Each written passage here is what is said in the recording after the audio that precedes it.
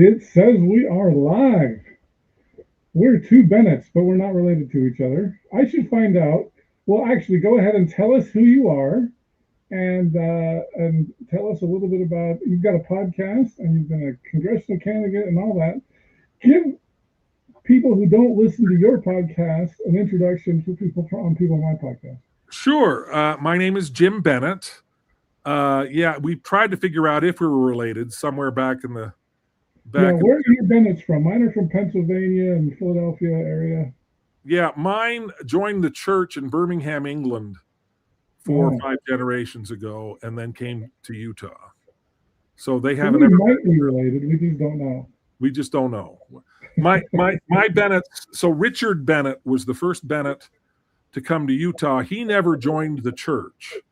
Oh. He was married to a woman named Mariah Foster, and all of the Fosters joined the church. And Richard Bennett said, okay, I'll go to Utah on one condition. We have enough money to come back when you come to your senses. So they went to Utah, and there was a fire, and the money all burned up. Uh-oh. And Richard Bennett went to Brigham Young and said, we need help. All our money burned up in a fire. There's a Richard Bennett that knew Brigham Young? Wow, that's interesting. Yeah, this is back in the 1850s, I think. Yeah, I'm not sure, but so Richard Bennett goes to Brigham Young and says, all our money burned up in a fire, and we need the church's help. And Brigham Young said, you're not a member of the church. I'm not going to help you at all. Uh-oh. And that really upset him, and his wife and their whole family had joined, and Brigham Young assigned the Fosters to go settle Bear Lake. Mm. And Richard Bennett said, forget it. You wouldn't help us, I'm not going to help you. And so the Bennetts stayed in Salt Lake. So the only reason my strain of Bennetts are from Salt Lake is because Richard Bennett told Brigham Young to stick it.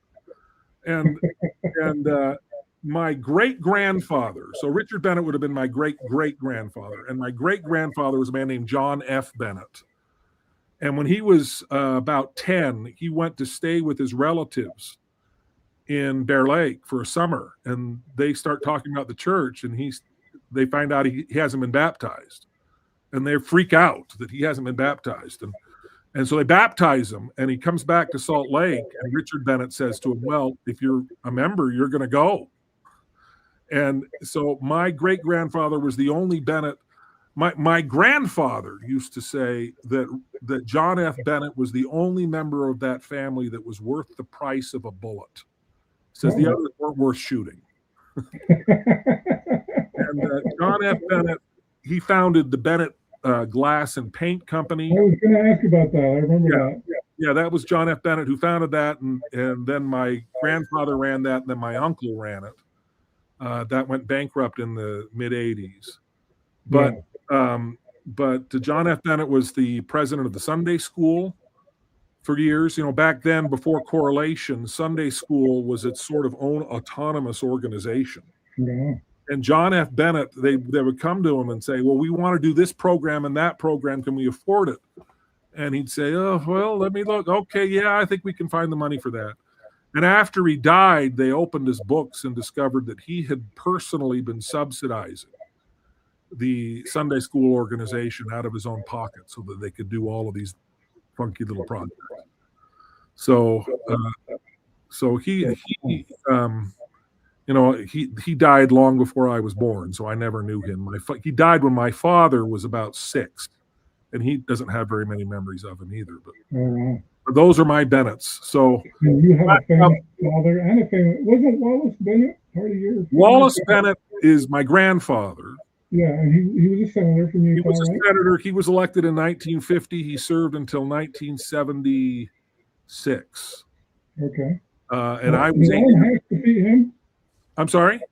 Did Orrin Hatch defeat him? No. Okay. Orrin Hatch defeated Frank Moss, okay, who was a Democrat.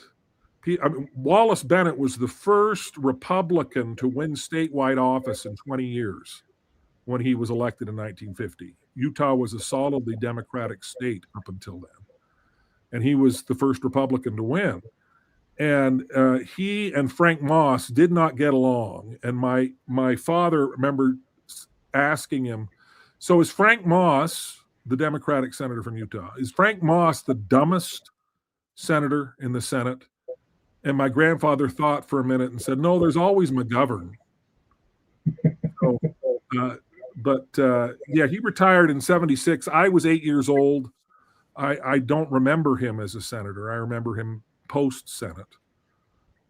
He went and lived up in Emigrate, and we would have these big family gatherings up at his condo every Sunday evening.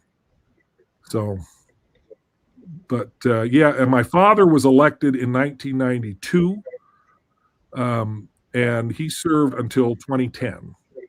And I ran his final campaign. I ran a number of political campaigns, but I ran Dad's final senatorial campaign. When I took that job, I said, okay, if my dad loses this, I'm going to feel guilty for the rest of my life.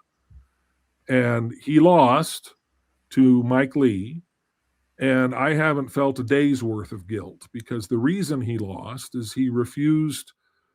Oh, and am I still here? You're gone. Hi, everybody. I'm trying to fix my microphone. There's a problem. Oh, there it is. Yeah, you just keep talking. I'm trying to fix it in the background. Okay, no, you sound a whole lot better. Oh, good.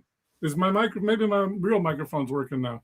I got a note saying my mic was off and it was recording the wrong microphone, and I thought I'd fix that.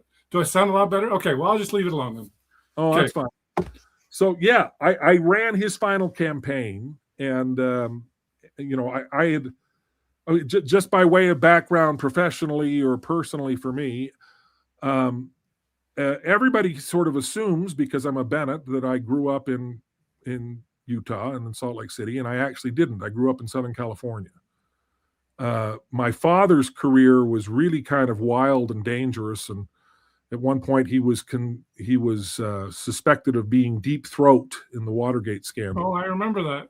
I always wanted to write a book called My Father Deep Throat, and the more he would deny it, the more books I would have sold. But he now that we know who Deep Throat was, it's not nearly as exciting. But when Watergate happened, it destroyed my father's career in Washington. I was actually born in the District of Columbia. Oh. One of my early memories is sitting on the moving boxes in our house in Arlington, Virginia, as I watched Richard Nixon resign on television. And we moved to Southern California when I was 6 years old, and I went through 1st through 12th grade in Southern California, and then went to college at the University of Southern California. So I did not grow up in Utah. I grew up outside of all of this, and I was going to be a world famous actor. I was actually a theater major. And I ended up running a theater in Jackson Hole, Wyoming for a number of years. And I went back to school because I realized that my theater degree was essentially qualifying me to work at some of your finer fast food restaurants. And I went and got a business degree. I got an MBA from BYU and sort of got into theater management. I was hired down at Tuacahn in southern Utah. I worked down there for 5 years. And then the president of Tuacahn was a guy named Fred Lampropoulos. Oh, yeah. Do you remember Fred? Fred's still around. But Fred ran on the radio. Yeah. Well, I wrote all of those. Oh. He did these 2-minute. It's very expensive to do a 2-minute radio ad, but he did a daily 2-minute radio ad to sort of introduce himself to the Utah electorate, and he hired me to write those for him. And so he'd do these. This is Fred Lampropoulos. Here's something I thought you might like to know. And he did that without actually declaring his candidacy. So anyway, I ended up being sort of the communications director for that campaign. That was in 2004.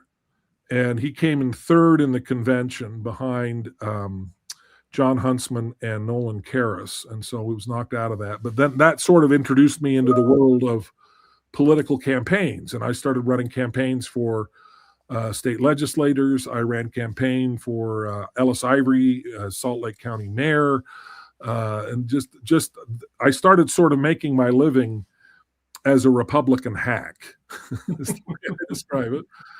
And then I was hired to run my father's campaign in 2010, and he lost. And again, I haven't felt a day's worth of guilt because I said to him, Dad, if you don't disavow your immigration position and your TARP vote. Do you remember TARP? Yes, asset relief, something. Troubled Asset Relief Program. And it's almost quaint to talk about it now, given how much spending and everything else has happened. But that was a huge scandal. And Dad was sort of the 2008 recession, and we thought the whole world was going to crash. And thought the whole world was going to crash. That was the big financial meltdown. And the idea behind TARP was injecting enough money into the system to keep, the way Dad described it is that banks were stopping lending to each other. And it was like an engine that was going to seize up without any oil. Mm-hmm. And so the federal government injected, is it $80 billion into the system, which again, now just seems small potatoes. Back then it was huge. Yeah. And everybody was like, how dare you? Your spending is awful and this is the worst. These were loans that were paid back with interest. The federal government made money on the Troubled Asset Relief Program, but that was such a huge deal that everybody was furious about it. And he kept having to explain it on the campaign trail. And one of his mantras was, in politics, if you're explaining, you're losing. And he was losing. And he was losing essentially to demagogues who were happy to tell people to lose, even though they might win the election. But anyway. Yeah. So I said to him, if you don't do this, you're going to lose. And he said, then I lose. And he did. And, everybody was like, well, is your father okay? Is he bitter? Is he angry? And I said, you know what? He actually is not. And he's saying things like, I should have retired 6 years earlier because he was doing all these other projects he'd wanted to do. What I would say to them is, look, if you want bitterness and anger, just come talk to me. I've got plenty of that. I'm the one that can provide you with that. And I've pretty much since gotten over that. But in that campaign, I ended up talking to Sam Granado's people. Sam Granado's is a big food service company here in Salt Lake, and Sam Granado was the Democratic candidate in that election. And I ended up talking to him, and he said, "Well, hey, would you come work for me?" And I said, "I think that might embarrass." You were a Republican at one time. I was very much a Republican. I was a Republican hack. I was as far in as you could possibly be. And I said, I think that might embarrass. I'd much rather have you as the senator than Mike Lee. But for a number of reasons, one being that I don't recognize the Republican Party as it stands today as being anything like the party that my father represented back. I agree with you totally. And Mike Lee was a big part of that. Mike Lee wanted to, amend he wanted to get rid of Social Security altogether. He wanted to amend the Constitution 7 different times in 7 different ways, get rid of the amendment that made slaves citizens. And just all kinds of stuff where I said, I'd much rather have a conservative Democrat like Sam Granado. And he said, well, will you work for me? And I said, that's going to embarrass my father. He said, we just won't tell anybody. I just need your help. Well, well, that doesn't work. Yeah. I got a call from Paul Raleigh at the Salt Lake Tribune who said, we know you're working for the Granado campaign. Do you want us to run an article with or without a statement from you? And I ended up getting more press in that election cycle than Sam Granado did. I was kind of embarrassed. The Deseret News ran a big front page story that said, Bennett backs blue. And I went, well, I'm not the candidate. Yeah. So that pretty much destroyed all of my Republican political stuff. I ended up working as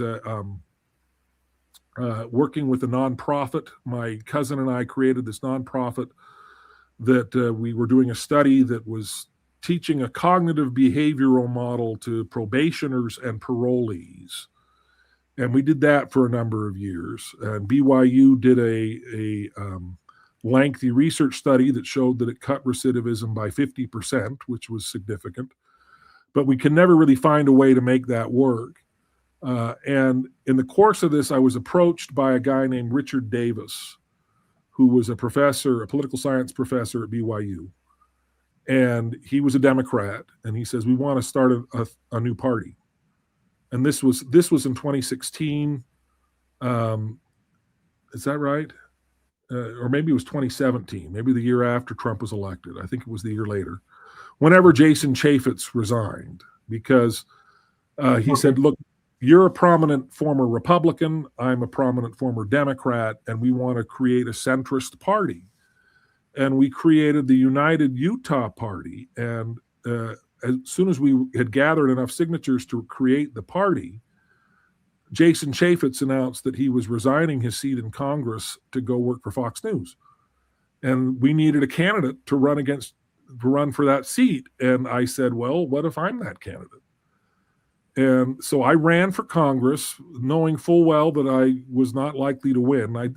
You can't really get up in the morning and run for office and say, well, I know I'm going to lose. So I'd sort of convinced myself that there were miracles that could happen that would put me in office. But I ended up getting 9.4% of the vote, which was a record for a third-party congressional candidate in Utah at the time. That record's since been broken by other United Utah Party candidates who followed me. The party now has been absorbed into the Forward Party. But I ran for office, and then I ended up working with a guy who was really interested in building this sort of consensus tool online that had never really took off. I ran for mayor of Sandy in 2021. And I thought, okay, I can win this because that's a nonpartisan race, which is never really true. Everybody wants to know, are you a Republican or a Democrat? And I was neither. And I'd never been a Democrat, but I wasn't Republican enough. Anyway, I ended up losing that race by 21 votes, which was... I would have voted for you, Jim. Well, thank you. Then I would have lost by 20. That's one of the most excruciating experiences of my life is run for office and lose like that. I mean, I would much rather almost have lost. When I lost the congressional race and only got 9.4% of the vote, that was much easier to take than knowing it was that close and I just couldn't close the deal. So that's kind of my professional background. I mean, in the church, I served a mission in Scotland in 87 to 89.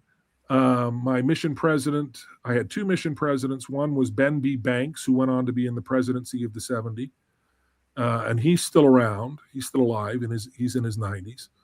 And my second president was Joseph Fielding McConkie, Bruce R's son. And he's since passed away, but I really adored President. You shouldn't ask this, but do you know Mark Robbins by chance? Mark Robbins, the same time you did. I don't. An Elder Robbins sounds sort of familiar, but I don't know. Okay, no problem. He was in Scotland. Yeah. Okay.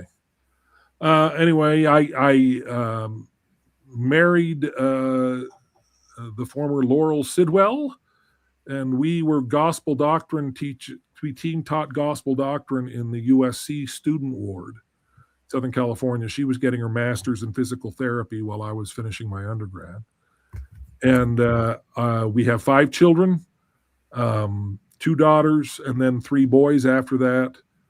And my youngest is now 20, so we're empty nesters. And my oldest is a doctor in Chicago. Very proud of her. She went to the University of Utah Medical School and is now practicing in physical medicine and rehab. And then my next oldest is a girl. She's a doctor in, she's getting her doctorate, not a medical doctor.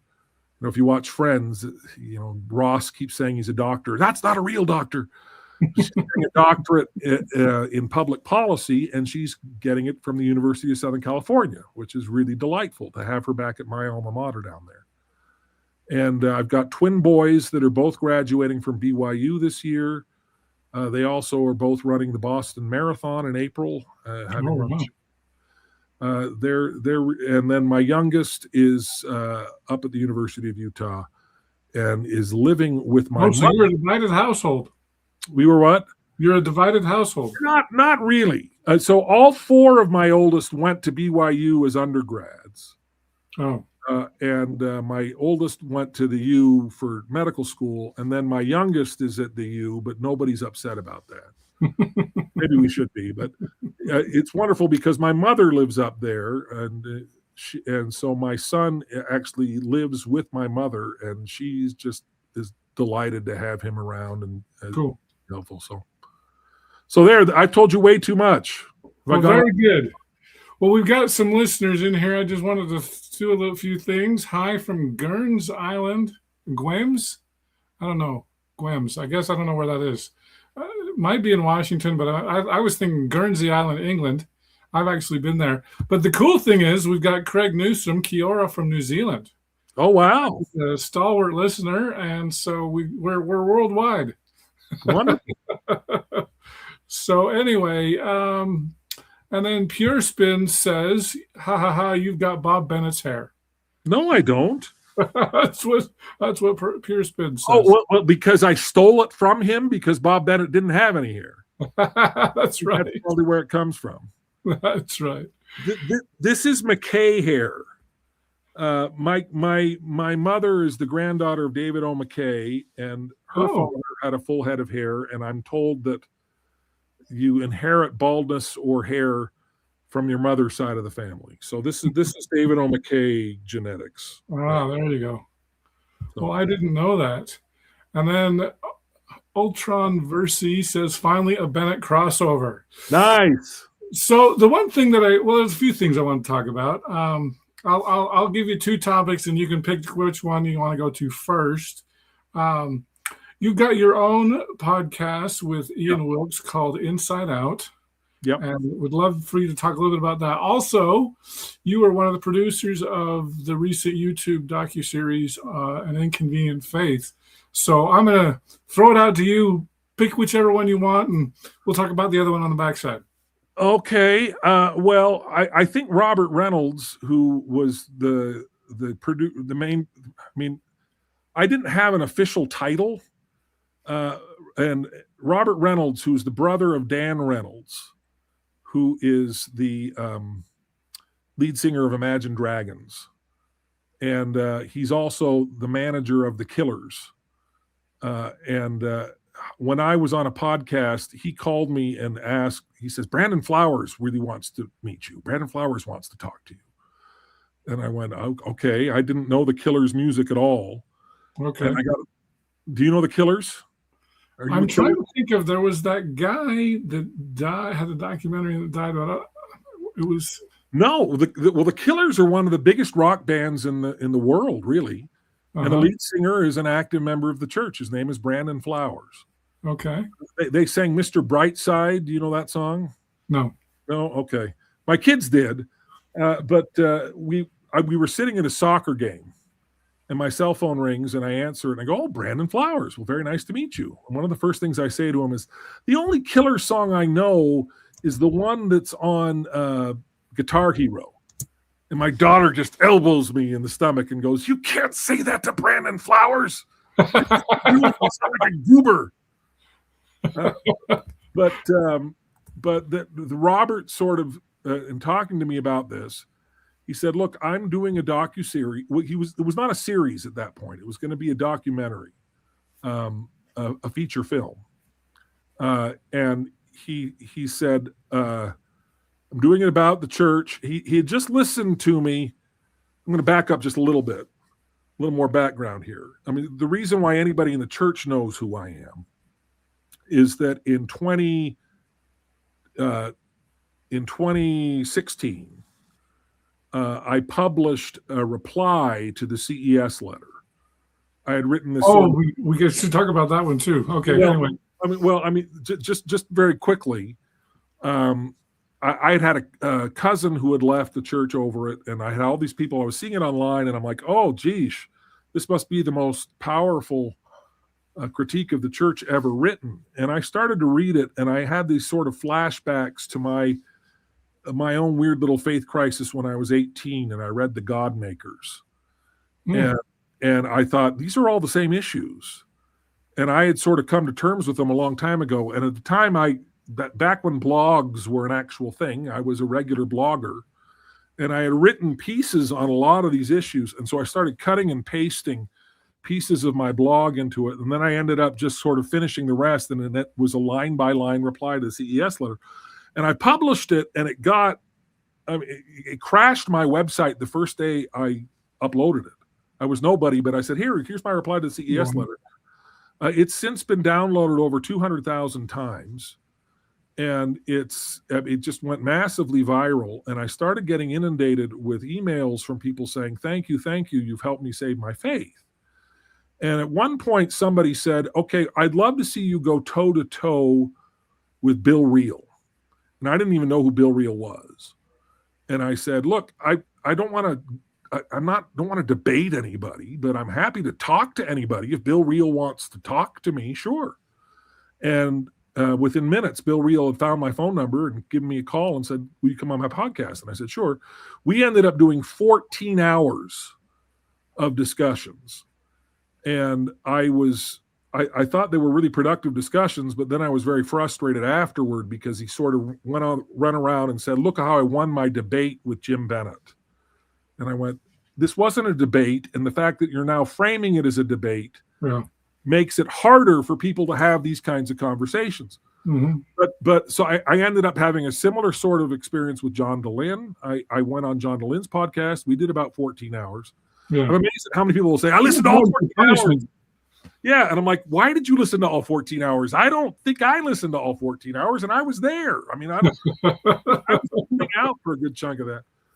But the messages that I started to get after that were from people who said things like, no, you didn't convince me to come back to church. You didn't convince me to rebuild my faith, but you did help me better understand my family and friends who are still in, and help me to see how you can sort of navigate that with integrity.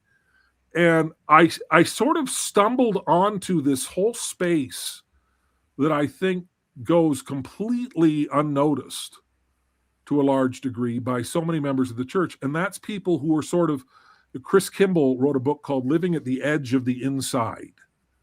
And there are so many people that are just on the edge of the church, whether they're on the inside of the edge or they're on the outside of the edge. I mean, these are people who have left, but they're married to somebody who's still an active member of the church. Mixed faith marriages are a huge thing that we never, ever talk about. And, you know, their children are still in, their parents are still in, they still have to navigate this. And I started sort of talking to these folks and saying, we don't ever talk to these people. We don't ever, all we do is scream at each other. If you've left the church, you're obviously Korihor and you're a terrible person. If you stayed in the church, you're obviously a dupe and an idiot. You know, I mean, we just completely polarize and demonize each other. And so I kind of thought, well, what if we didn't do that? What if we took a different approach? What if we were willing to talk to these people in a way that was more productive? And Robert sort of keyed into that, Robert Reynolds, when he heard me on Bill Reel. That's when he called me and said, Brandon Flowers wants to talk to you, because Brandon Flowers listened to that as well. But he said, okay, I'm doing this documentary, and it's, and he says, one of the biggest problems I'm having, though, is I don't have anybody to edit it. He says, because I've given it to sort of Hollywood producers, and they don't really understand the material. And I've given it to Mormons, and they're not very good. They're not good editors. Yeah. And I said, look, I've got some experience with this. I certainly understand the material, and I'd love to help you with that. And so I edited several rough cuts of the initial sort of, I mean, we did a 90-minute version. We've done a 2.5-hour version. We went through all these different iterations over time as to what it was going to look like. And then when he finally decided it was going to be a series, then I ended up, it was like, look, I think I've taken you as far as I can go in terms of my skill here. You need to give this to a real editor that can take the bones of what I put together for you and really make it look good and make it work. And found an editor named Trent Jones who really just, went above and beyond. I mean, he was the right guy to take this across the finish line. But it took years. I this was in 2019 when I started doing this with him, and it was 2025. It was last year when it finally came out. And a lot of the interviews, most of them really, had been done in 2019 or earlier. I mean, these are much older interviews, but it had been put together, and the issues they raise are evergreen. These are not, people want to talk about polygamy. People want to talk about race in the priesthood. People want to talk about all of these challenges. And so we put it across the finish line, and even after I stopped editing it, Robert I was on the email chain, and we were commenting, and who else do we need to talk to? What else do we need to do? And I got to go and watch a number of these interviews in person. I got to conduct Paul Reeves' interview because Robert wasn't able to come out for that one. So it was just me and Paul Reeve, and that was a lot of fun. Yeah, I love Paul. Paul's awesome. Just wonderful. Just absolutely wonderful. Yeah. And so it's had a very positive impact. It came out while the Tabernacle Choir, and I'm a member of the Tabernacle Choir on Temple Square. I joined in 2019. And it felt a little weird because I joined, and then 8 months later, the whole thing shut down for COVID. Oh. And so I went 18 months without being in the choir, and I thought, is this just some kind of beautiful dream that I was in the choir? I don't remember. But, when the choir was in Argentina is when it came out. The choir was on tour in Argentina, and I announced it, and we initially got inundated with, who's put this out? Where did this come from? Who did this? Yeah, I remember that. And it was, a lot of people were wondering, because I was the only one whose name was attached to it, and I kind of felt bad because I didn't want to take credit for what Robert had done. He financed the whole thing out of pocket. Wow, this was entirely his project, and it's like he was one of the producers on. Do you remember Believer? It was the HBO documentary about the Love Loud festival. Oh, I never saw that, but I kind of remember it. Yeah. Okay. Well, he had done that, and so he was looking for different distribution, but it was such and we kept trying to figure out ways to make this more appealing to a broader audience. And then Robert finally said, look, I don't really care about making money on this. What I want to do is have this conversation out there. These are things that need to be talked about, and so I'm just going to put it on YouTube. And it's up on YouTube, and I recommend everybody go and watch it. It really is, I think, some of the best sort of representation of the goal of it is very much, I think, the same as the goal of my CES letter reply, which is not to say, here are all the definitive answers to every difficult question, and let's just put it all to bed because this is airtight. Here's the only way to look at it, and this is all proof that the church is true, and you don't have to worry about anything. That approach just, frankly, does not work. And what I did with my CES letter reply was say, look, I know about all of this stuff. I know about Joseph Smith's polygamy and that he was married to Fanny Alger, and that I know about the racist origins of the priesthood ban. I know about all these things.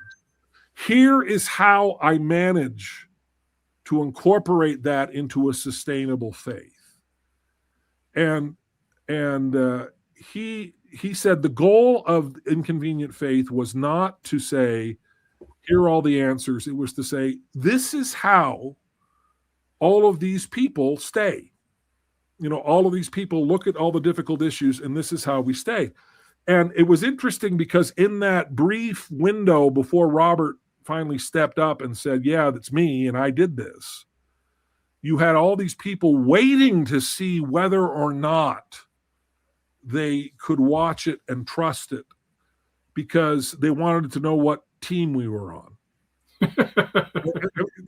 It was like the former Mormons were like, okay, well, they've interviewed John DeLynn, and they've interviewed Jeremy Runnels, and they've interviewed all of these people who are critics of the church. So is this an ex-Mormon thing? And then it was like, well, wait a minute, you've also interviewed Patrick Mason and Richard Bushman, and so is this? Did the church put this out, or and ultimately it was interesting because as soon as it became clear that we were leaning essentially more toward the faithful perspective, so many ex-Mormons just kind of wrote it off and said, okay, well, forget it. It's so apologetic.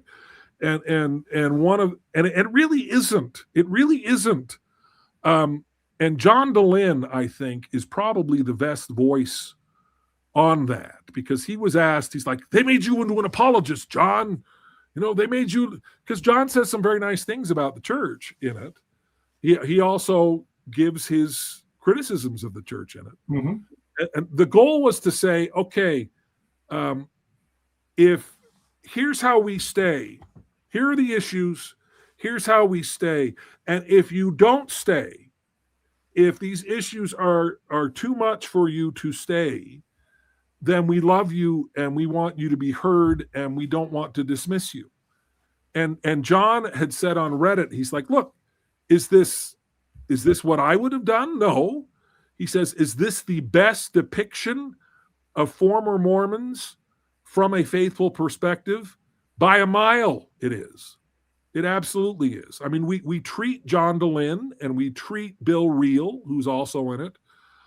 Sandra Tanner is in it. Just a number of church critics are in it, and we treat them with respect and try and give them, an opportunity to tell their story. And there have been many who've complained that we didn't do that well enough, and I'm sure that's a fair criticism. It's very difficult to, outline all of these issues in even a docuseries like this in any way that would be palatable to a general audience. But I'm very proud of it. If you haven't seen it, you could. The great thing about it is you can dip into it piecemeal. Mm-hmm. You don't have to sit down for 2.5 hours. You don't have to listen to 14 hours of Jim Bennett and John DeLynn. There are episodes about the Book of Mormon. There's an episode about women and authority, episode about race and the priesthood, episode about two episodes about LGBTQ issues.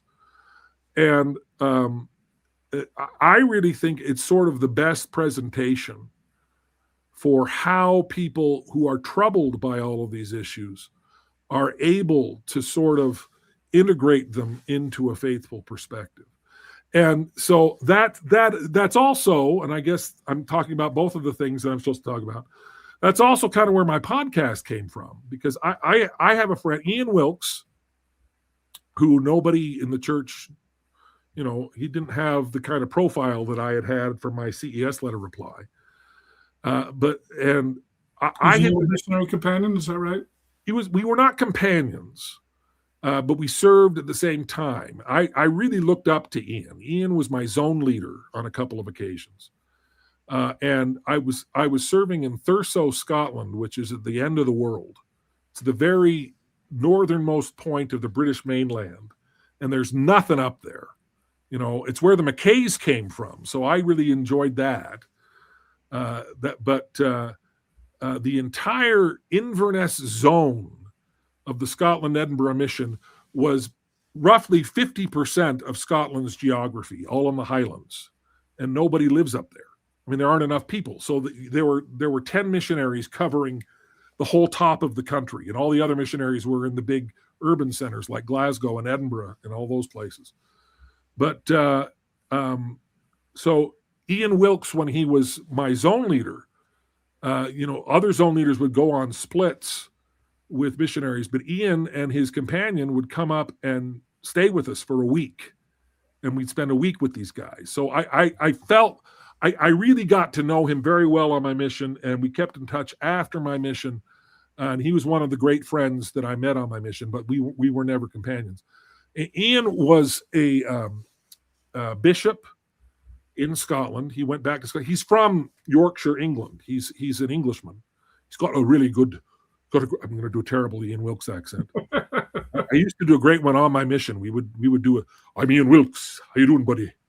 You know, he's this very, very strong, striking Yorkshire accent, and he had served as a bishop and moved back to Scotland after his mission, and then moved to Canada and was called into a stake presidency, and he's talked many times about how President Oakes is the guy who interviewed him to be in a stake presidency. He really liked President Oakes.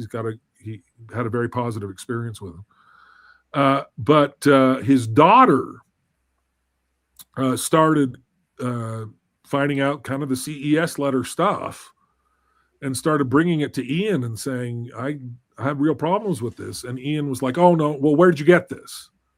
And she'd say, well, I got it on the internet. Oh, well, that's the problem. You've read this off the internet. That's all anti-Mormon stuff. Stay at it.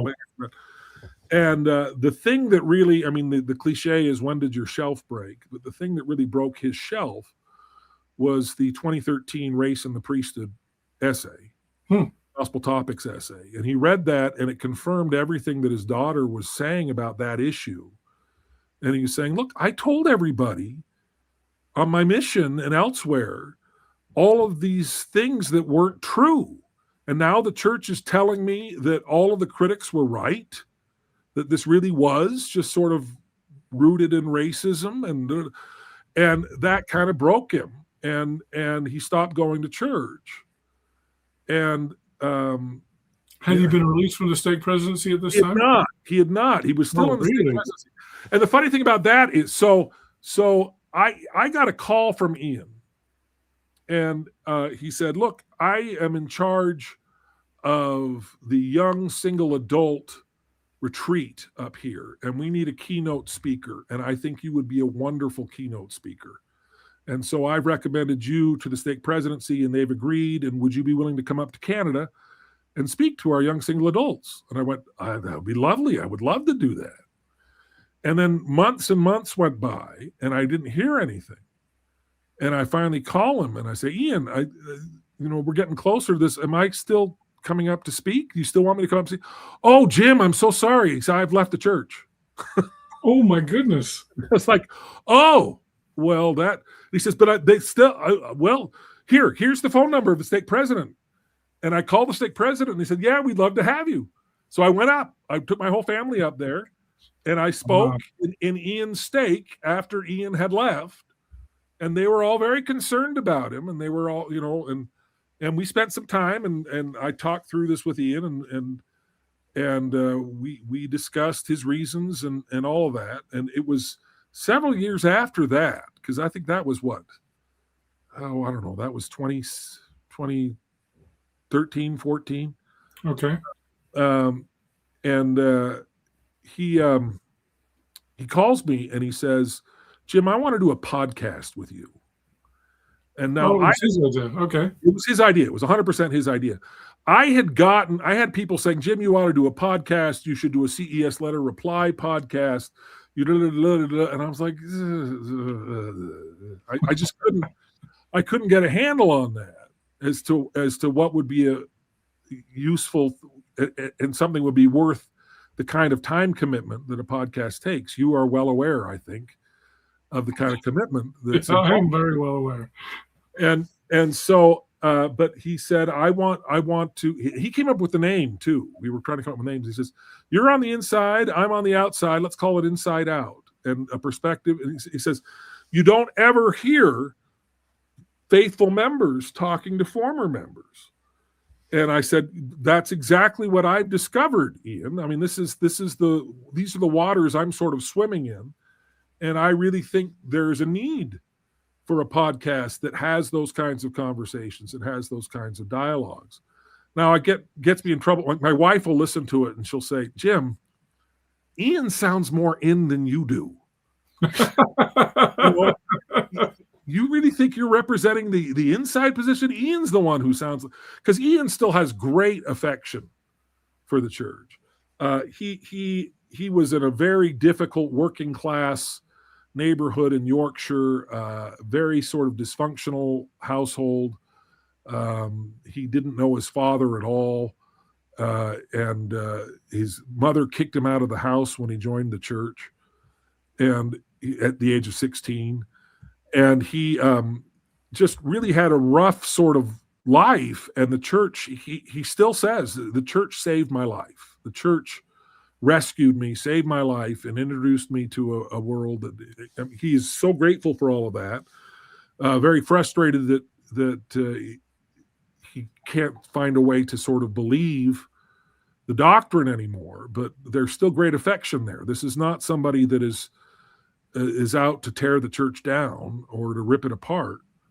But so we have these conversations, and Ian has been essentially the guy who has, I kind of handle all of the production end of it. I edit all the episodes, and I do all these goofy little AI videos to promote them and whatever else. But Ian's the one who has booked us all these wild guests. You know, when we first started.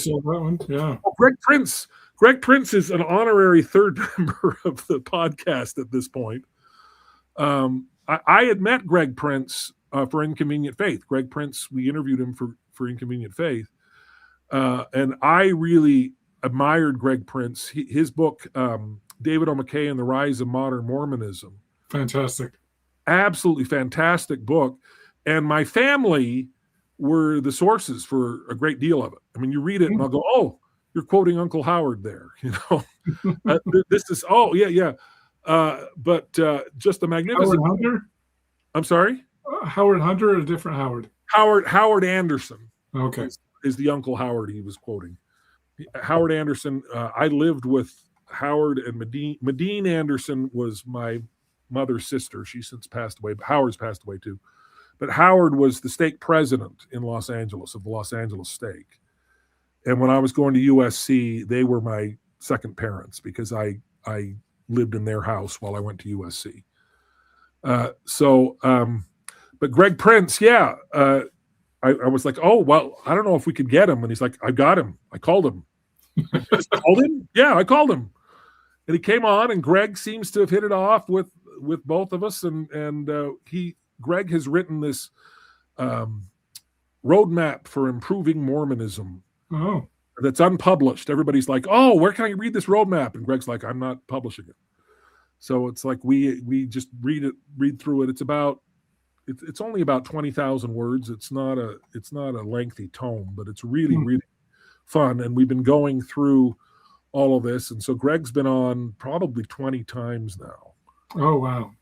But he's like, do you think we could get Richard Bushman? I'm like, oh, geez, I don't know. Well, I know some people who know him. And then, never mind, I got him. I called him.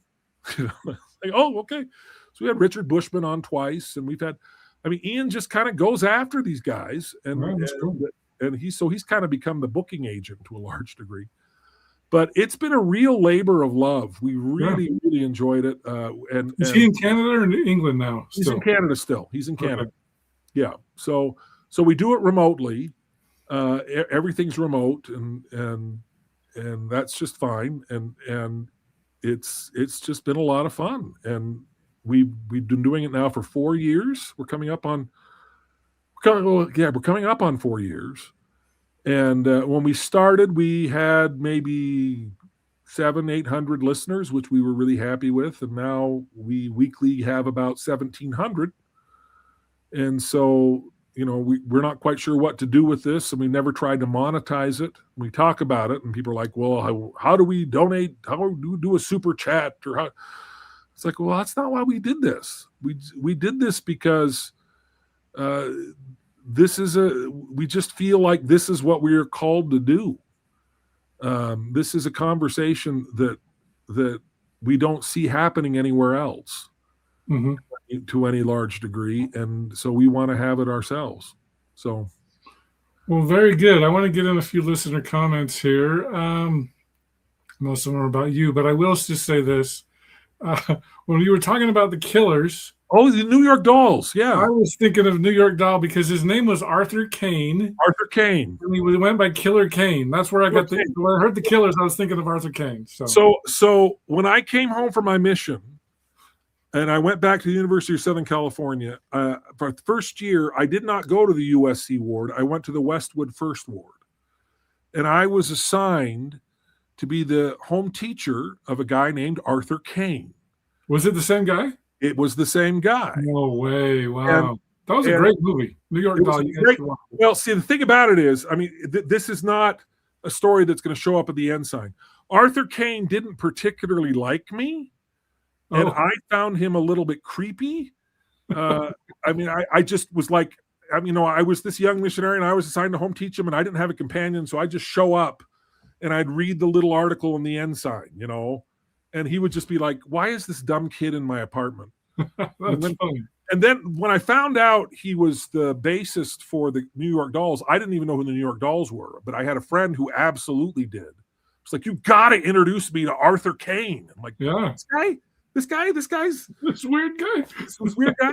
And then when I went to the USC ward, I was replaced as his home teacher by a guy named Greg Whiteley, and Greg Whiteley is the guy who directed that movie.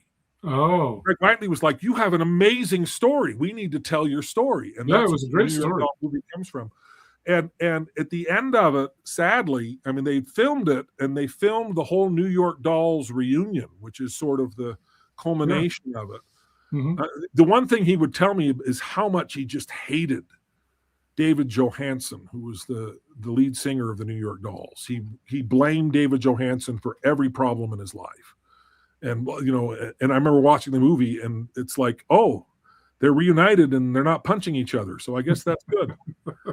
But so they had this big New York Dolls reunion concert in England. And then Arthur Kane came home, and the next weekend said, "I don't feel well. I really don't feel well. I'm going to go to the emergency room." Found out he had advanced leukemia, and he died. Yeah. That weekend. I mean, he just died overnight, and it was just absolutely shocking. Yeah. So, yeah, I have an Arthur Kane connection, but it's not. I mean, that's funny. He didn't particularly like me, and I was a little intimidated. I was just kind of scared of him. He just was. So anyway, that's funny. Some other comments. This is from Perarao. I don't know how you say that. Inside Out is the only podcast my wife and I can listen to together since I left the church. If every Mormon was more like Jim, I'd have very little problem with the church. Wish I could stay and listen to this all live, but I'll catch the rest when it's published on YouTube later. So that is very kind, and I am very heartened by messages like that, because that's the reason we keep doing this. What I didn't realize when he said, "I wish I could stay," I thought he was talking about, "I wish I could stay in the church." Oh yeah. Because one of the things, you can stay in the church too. Well, I do too.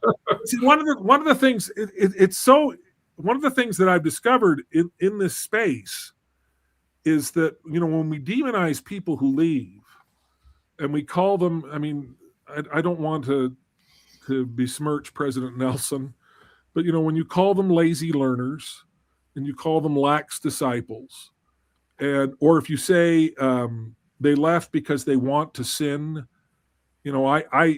I've said many times, look, theoretically, I think that's possible that someone would leave if they wanted to sin. I have yet to meet that person, because every single person I've met who leaves the church does so after trying desperately to find any possible way to stay. I mean, far from being a lax disciple or a lazy learner, I mean, they're going down rabbit holes, and they're digging through all this stuff and going, how can I stay knowing all this stuff? I just think the characterization we have of people who leave is almost universally wrong. Mm-hmm. And the other thing that we don't seem to realize is that when they leave, all of the goodness they had while they were in the church doesn't just evaporate into the wind. I mean, they're still the same person, and they're still good, kind people. And many of them, still have affection for the church and wish they could have stayed. But they just go, my shelf broke. This is just too much. I don't know how to do that. So anyway, appreciate the comment, though. Well, very good. A few more comments. Jeannie Diamond says hello. Ultron verse. I didn't watch the 14-hour Mormon Stories interview. I did, however, watch all 8 hours of the Patrick Mason interview. Max Jenkins. I love Jim and his In and Out. He said In and Out too. It's Inside Out. That's all right. Podcast with Ian. Maybe if In-N-Out Burger would sponsor the podcast, we'll change the name. We'll change it. All right. Ultron verse said, I thought Jim was related to Heber J. Grant. Is he related to David O. McKay? You can answer both. I am related to both. I am indeed. Oh, wow. Yeah. This is sort of a Heber J. Grant nose. I have sort of Heber J. Grant's body and David O. McKay's hair. My grandmother on the Bennett side, Frances Grant Bennett, was the last surviving child. The only children that Heber J. Grant had were daughters that lived to adulthood. He had one son, I think, that died younger. But she was the last surviving daughter of Heber J. Grant. So on my father's side, I have the Grants, and on my mother's side, I have the McKays. My mother is a McKay. And one of the things that I talk about a lot is my big kick, the thing that, and Robert Reynolds will talk about this too. Robert Reynolds, when he was doing Inconvenient Faith, we were trying to come up with all of these different episodes about different topics. And the one that was closest and nearest to his heart was the topic of prophetic fallibility. He says, the way you stay is that you recognize that fallibility is part of the plan, that it is the plan. It's not just enough to say, oh yeah, prophets can make mistakes and we'll just sort of acknowledge fallibility. Fallibility is the central purpose of mortality. It's the reason we came here. We came here to learn from our mistakes, to learn the good from the evil ourselves. Each of us was Adam and Eve, and we each made the choice to leave the presence of God and enter into a world to learn for ourselves. And so and that perspective, I think, is the only way to sort of maintain a healthy faith. And when I was growing up, the legacy of Heber J. Grant and David O. McKay, I didn't actually know I was Heber J. Grant's great-grandson until I was a little older, because he'd been dead for a lot longer than David O. McKay had. But I was born, David O. McKay was the president of the church when I was born. He died within a year of obviously, if I met him, I don't think either one of us would have remembered that. He was fairly deep into dementia by that point. But but I always felt this kind of, well, he's David O. McKay, and I'm this stupid schlub. I'm just Jim Bennett.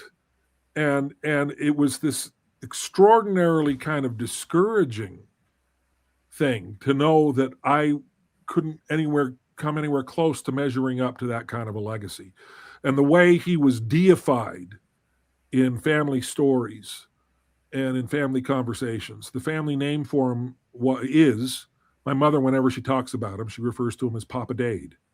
When Papa Dade was doing this, and when Papa Dade did that, and Papa Dade performed their wedding, and Papa, and it's like I didn't feel any connection to this man who I had never met.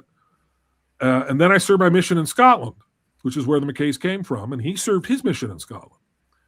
And when I was up in Thurso, Scotland, which is where I got to know Ian Wilkes really well, there was nothing up there.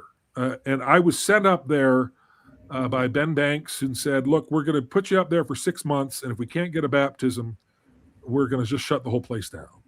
We ended up getting a baptism in the city of Wick. We baptized a wonderful family, but that's a different story.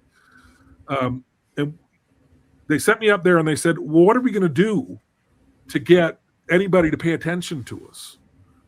And we struck on the idea of we should do a fireside or a public lecture. It wouldn't be it was going to be something that would have a sort of secular ring to it. And we were going to call it a prophet from Thurso. And I was going to just sort of give this talk about David O. McKay as a public service and a lecture or whatever. It never materialized, and I'm really not quite sure why it didn't.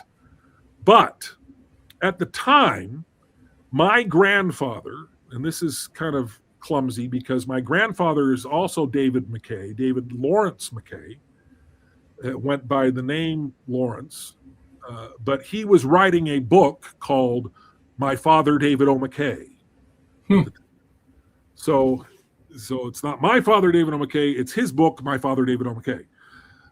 And they were writing this book, and back then we obviously didn't have Zoom, and I wasn't even allowed to call home at Christmas. Right. Very strict rules. And so Ben Dank said, okay, I'm going to call your parents and see if we can get some material for you so that you can do this lecture about David O. McKay. And so they call and they said, oh yeah, we've got all this source material that your grandfather's using for his book. We'll send that to you. And one of the things they sent me was a copy of David O. McKay's missionary journal. And this was a major turning point in my life because David O. McKay was a lousy missionary. Genuinely, well, that's harsh. By today's standards, he would have probably been sent home because he would take days off all the time. He would go tour whiskey factories in Glasgow. He writes up a big journal entry about, yeah, we toured the whiskey factory. It's like, well, aren't you supposed to be out? And other days he'd be like, it's raining today. We're not going to go out. Like, it's raining today in Scotland? It rains every day in Scotland. But he was discouraged. He was pining for his girlfriend. I was pining for my girlfriend, who dumped me right after I got home. That's another story altogether. Greatest thing that ever happened to me. But his girlfriend was my great-grandmother, ended up being my great-grandmother. But he was pining for her, and he was borderline racist.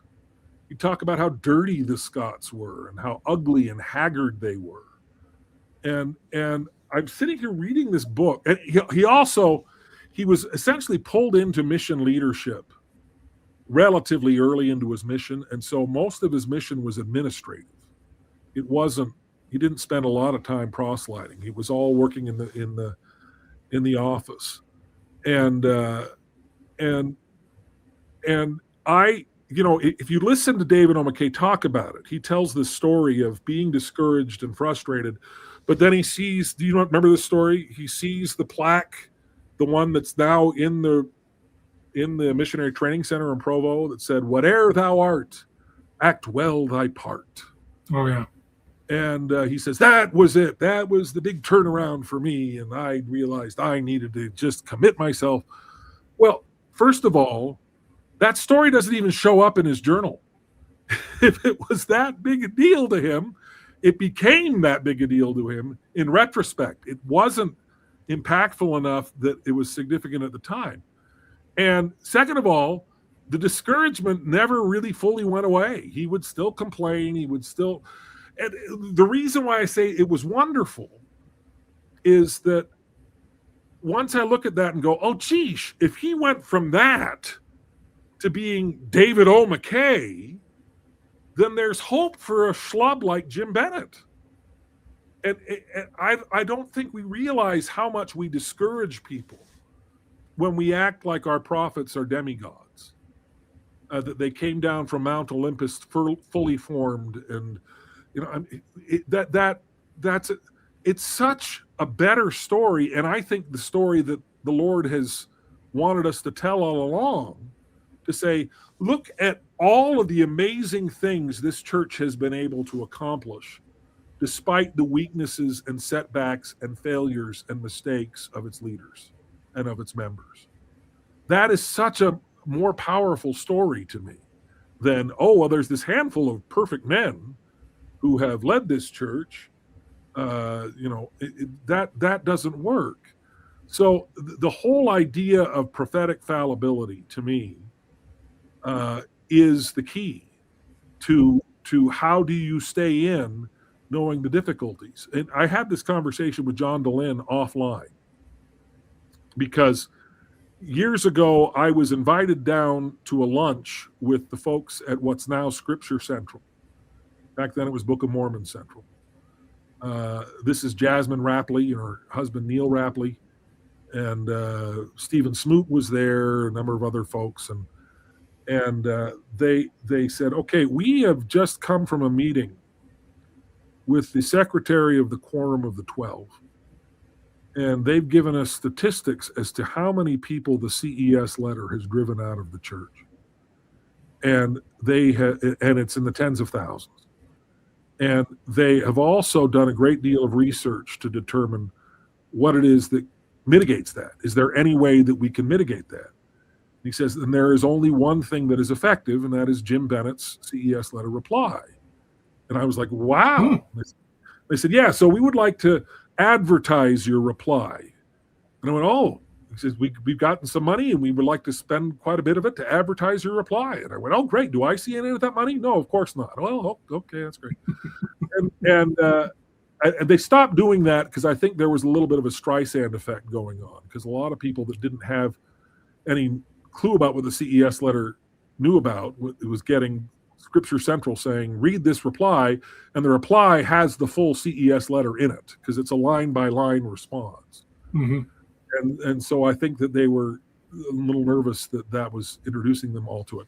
But so later, when I'm having this conversation with John DeLynn, and we're eating lunch in between video sessions, I said, I genuinely don't understand what it is about my reply that would make it effective when other sorts of approaches have not been.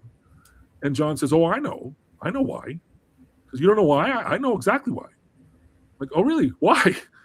And he says, because you're able to say sometimes the church has been wrong. He says that's it. And that's the right answer in a number of the places. And the church won't ever say that publicly. But they're very happy to let you say it.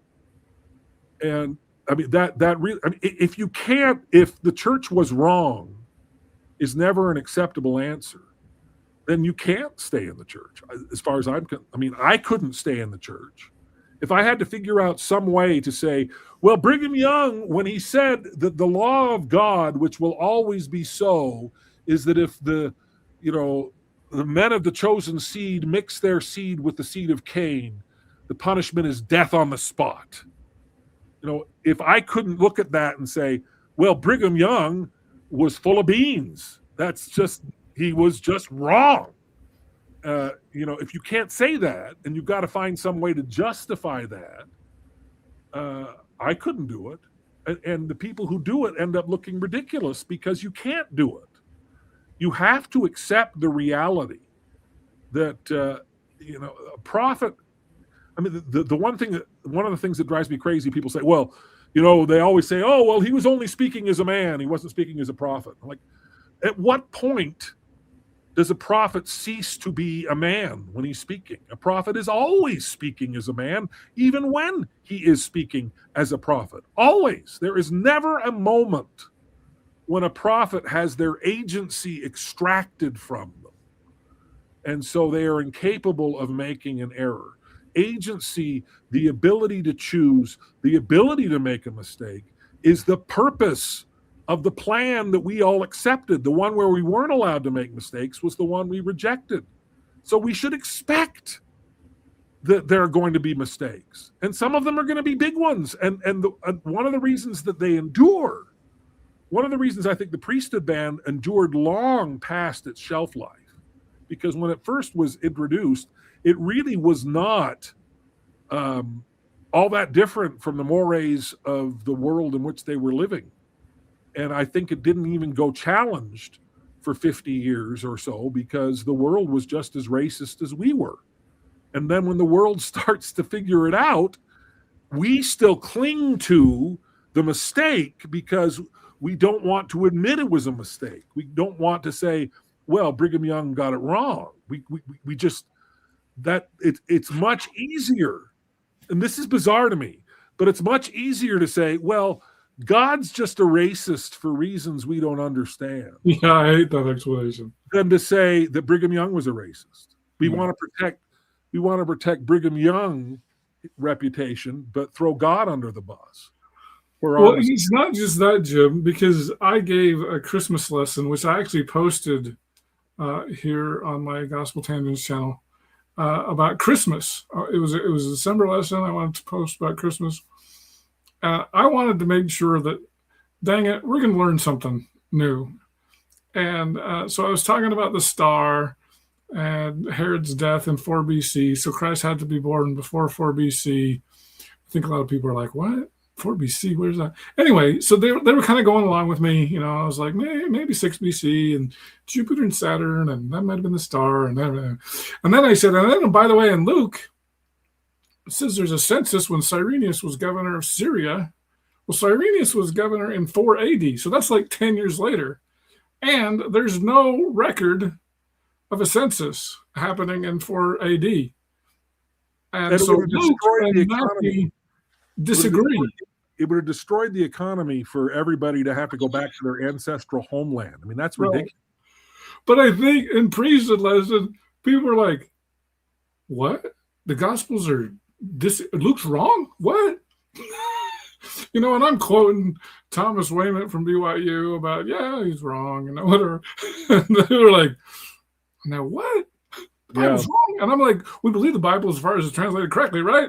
But Matthew and Mark and Luke should agree. So it's just funny. It's not just Brigham Young, but even the Bible, you know, I'm so grateful that we can use a non-King James version of the Bible now. Yeah. Because even though we know the Bible is good as far as it's translated correctly, everybody treats it as if it's translated correctly. Unless Joseph Smith says something different. But they don't treat other things like Luke and Matthew as being, you know, they're off 10 years. Well, are you a Dan McClellan fan? I am a huge Dan McClellan fan. I am a huge Dan McClellan fan too. And Ian's gotten him on our podcast. It's like, Dan McClellan. We're going to have him on in a few months. But he goes through this all the time. And everybody just screams at him, well, how can you still be a member of the church? You know, and it's like, guys, this is our theology. This is what we teach. We don't believe in infallible scripture. Right. Even the Book of Mormon on the title page says if there are mistakes, they are the mistakes of men. Yeah. You know, infallibility and inerrancy are not part of the mortal experience. And we teach that, but then we want to pick up one end of the stick without picking up the other end. It's like, well, if they're capable of making mistakes, then maybe there are some mistakes. Well, no, there aren't any mistakes. I mean, I had a conversation with my nephew once. We're like, don't you think that the Lord could call somebody who could be a racist? And he said, well, he could, but he never has. And I was like, come on. That's not how this works. No. I want to pull up another comment here from Poke Phantom. Definitely agree with how Mormons view people who leave need to be treated with more care than it has been historically. I am going to just mention to everybody, so I've had Janice Allred. She's Margaret Toscano's sister. She's been excommunicated for 30 years. The thing that's amazing to me about Janice is she still goes to church every single week. She has such a testimony of the gospel.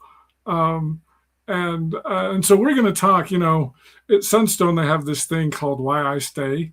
And I do not understand why Janice stays for 30 years. Like, if anybody had a reason to leave, it would be Janice Allred. She's going to be coming on in a couple of weeks, hopefully. I haven't got the date down yet, but probably in a couple of weeks. And she's going to talk about why she stays. And so I just think it's amazing. But we do need, I totally agree with you. I think it's great that you're talking to Ian. And, you know, I have a lot of non-member friends. In fact, I have a friend, former Mormon, and I invited him to priesthood. He lives in another town. And I was like, you should come to my priesthood lesson. He's like, I think I will. I was like, sweet. So I don't think he's going to get rebaptized anytime soon. But, you know, we do need to treat people better. What do you want to say to that? Well, you mentioned Janice Allred still going to church. The editor of the book, My Father, David O. McKay, is a woman by the name of Lavina Fielding Anderson. Yeah, she's awesome. I wish I could have gotten her on. I mean, she's passed away now, but she went to church for the remainder of her life after her excommunication. Yeah, she's another one. She's just as faithful as anybody. Tried very hard to get rebaptized, was never allowed to do that. I think I've heard rumors that posthumously they've restored her blessings, but I don't know if that's true. Well, what I heard was somebody submitted her name and got her rebaptized after her death without going through the family, and so the family's a little upset about that. But okay, because it should be their thing, not So anyway, let's see here. Here's another one from Ultron Verse here. I always enjoy when I hear stories when prophets and apostles admit their flawed mortality. Been that way since Joseph Smith to now with the recent devotional President Oaks case. That was another thing I mentioned to you. I wanted to talk a little bit about. President Oaks just gave his first address at BYU. In fact, the funny thing is last week I had Josh Gailey from the Church of Jesus Christ, also known as the Bickertonites, and he told me that he was sticking around last weekend and he was going to teach a couple classes at BYU after President Oaks' address. That was how I found out about it. I didn't even know President Oaks was speaking. And I know that there was some hay made about, hey, he mentioned podcasts or something. Yeah. And do you want to talk a little bit about that? Do you have any comments on what President Oaks said? Yeah. And in fact, so we were doing a live stream that night and didn't really even think about that. And we ended up sort of being one of the first sort of outlets to publicly discuss this right after it happened. I didn't watch it at the time. I went and watched it before the podcast so I could talk about it in an informed I still way. haven't watched it. Yeah. It's not very long. I mean, there was another speaker beforehand who I didn't watch, and his was probably about 15, 20 minutes at most. Okay. It really wasn't that long.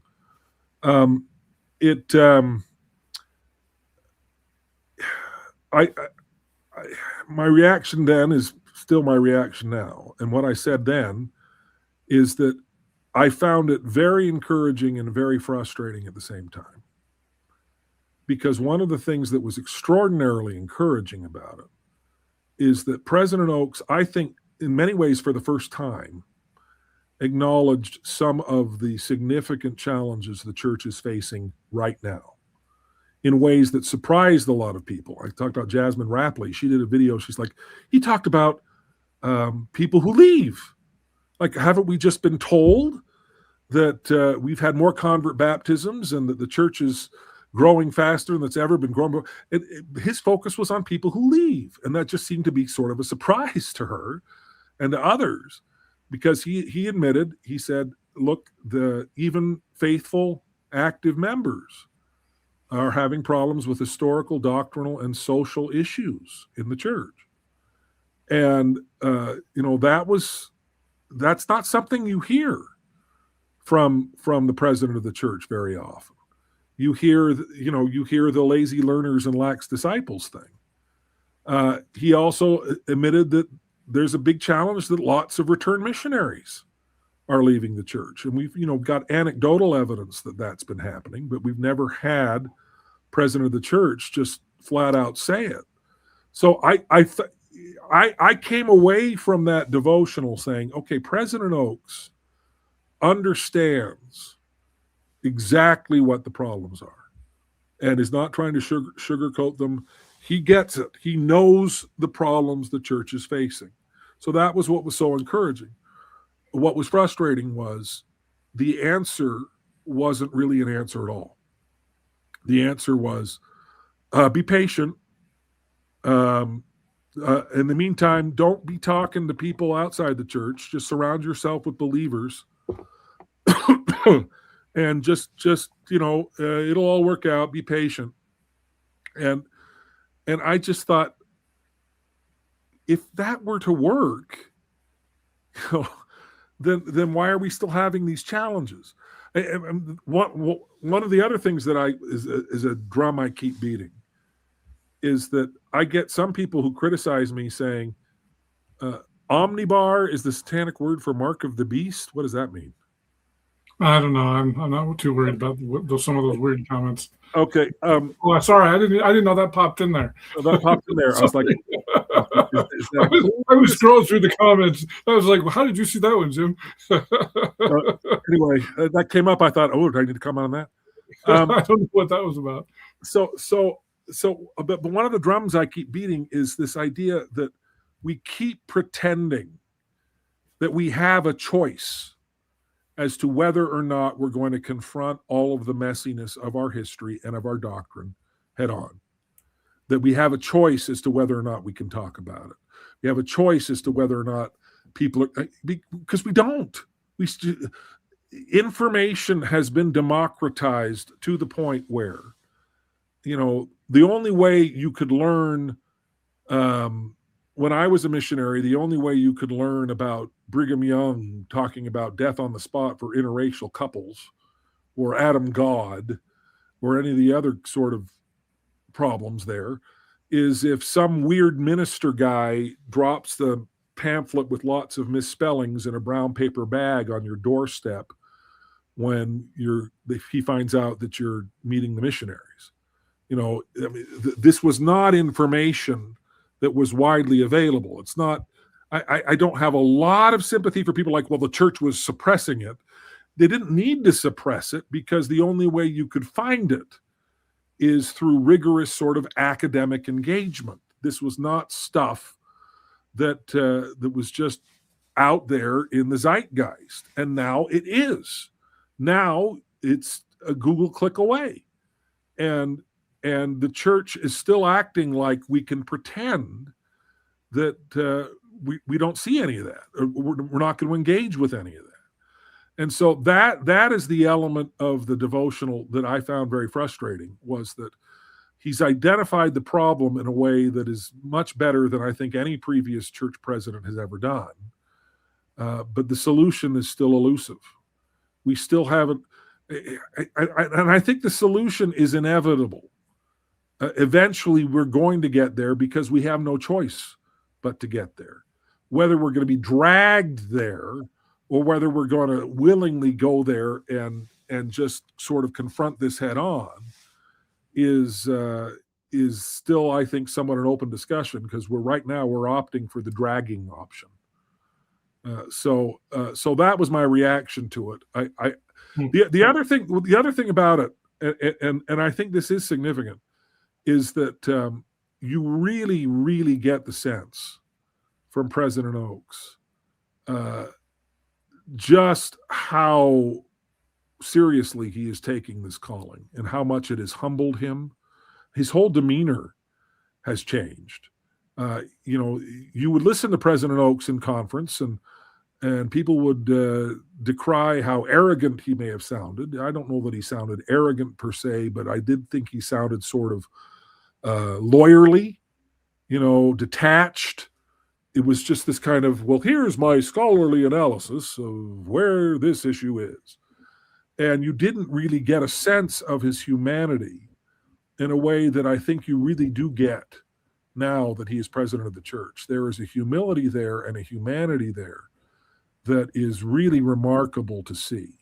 And I first saw that when I was singing in the Tabernacle Choir at President Nelson's. He had a funeral that I wasn't able to sing at. I had to work, but they had a memorial service that they threw together like a couple days later, and I was able to sing at that. And one of the things that frankly frustrated me about President Nelson was that every time he would walk into the conference center, the whole place stands up, as we do, which frustrates me, because it's like, to me, that's an act of worship. That's not, and we're silent. We wait for him to walk to his chair. And I remember growing up watching President Hinckley do that. And President Hinckley was always like kind of embarrassed by it. And was like, okay. And finally he'd sit down. He'd say, okay, sit down, everybody. President Nelson would walk in, and he'd walk over to somebody and he'd talk to them for a minute before, and we'd all be standing there, and it'd be 5 minutes. And I'd just be like, could you please sit down, President Nelson? Please? We all want to sit down. Could you just let us do that? And so here I am. You want to lead everybody in sitting down? No, well, President Nelson, bless his heart, again, I am not trying to speak evil of him. President Nelson very much enjoyed, I think, the adulation in a way that, Peggy Fletcher Stack talks about her conversations with Gordon B. Hinckley. And Gordon B. Hinckley would say, adulation is a drug that I fight every day. Yeah, she said that on my podcast. Yeah. I mean, but Russell Nelson was addicted to it. This is a drug that he quite liked. I mean, he was just, this is wonderful. I love this.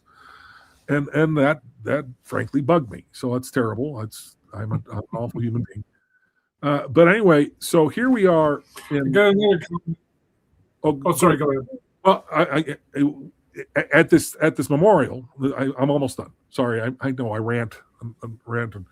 At this memorial, everybody stands up for President Oaks when he walks in, and he was literally sort of shocked by that. He was like, "Oh, no!" I mean, he did this thing. Sit down. Even before we got to his chair. And part of that, somebody next to me was like, well, he's not president of the church yet. That's what it means. I'm like, well, okay, yeah, but he very clearly, that isn't something that he's craving or something that he is really interested in. There was a genuine humility to that I found very refreshing and very encouraging. And I see that in how he addresses the church. I saw that in that devotional. So somebody else mentioned something about President Oaks. Let's see here. Here it is. Danny Tunnel King. My problem with Oaks was when he said, we don't apologize, nor do we seek apologies. He said that to Peggy Fletcher Stack, by the way. Yeah. While smiling, I found it offensive and arrogant. Yeah. Comments? I don't like that either. Because I think the way forward is fallibility. The way forward, I mean, I've talked about this with a lot of folks in a lot of different settings. And I've talked about this with just sort of lay members, but I've talked about this with church leaders, some prominent church leaders. And, one of the things that you find when you talk to a prominent church leader, my father always tells the story. He used to tell the story. He was in the same ward as Harold B. Lee when Harold B. Lee was the president of the Quorum of the 12.